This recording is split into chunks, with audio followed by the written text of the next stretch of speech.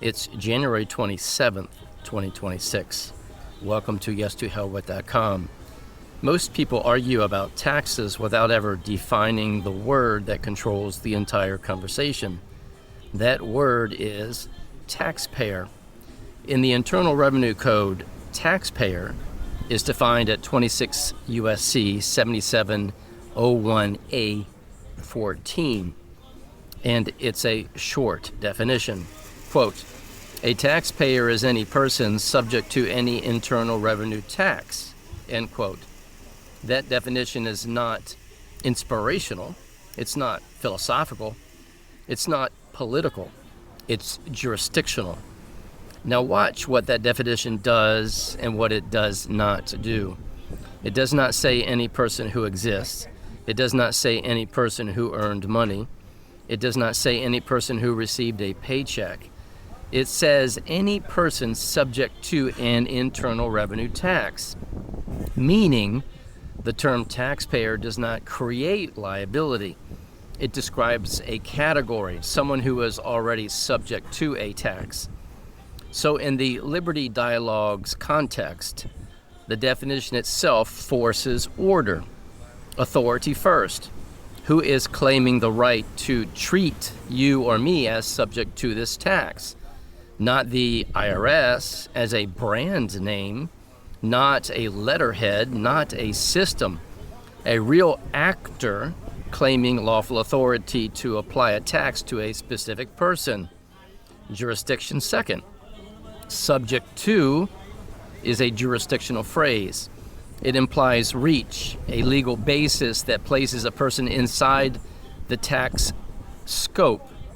If taxpayer means person subject to tax, then the first real question is, what makes this person subject here, now, under this statute for this period? Because if taxpayer is assumed without jurisdiction being established, the entire process begins with presumption instead of proof. And that's exactly how people get trapped. They respond as if taxpayer is a synonym for citizen or living human. They explain, they defend, they confess, they concede. They treat the label as automatic when the statute defines it as conditional. Number 3, obligation. Only after authority is identified and jurisdiction is established does obligation even become a real discussion. Obligation is not the starting point. It is the consequence if and only if the earlier steps hold. Now let's tighten this into one line you should remember. Quote, the system wants you to start by arguing obligation. The Liberty Dialogue's context and method forces the system to establish jurisdiction first, end quote. And that is why definitions matter. When you keep taxpayer in its statutory meaning, you stop debating emotions and start demanding structure. Who is asserting authority? By what jurisdiction are you claiming that I or anyone is subject to this tax? Only then what obligation follows. That is discipline.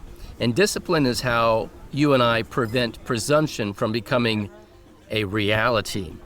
And as always, may truth reign supreme.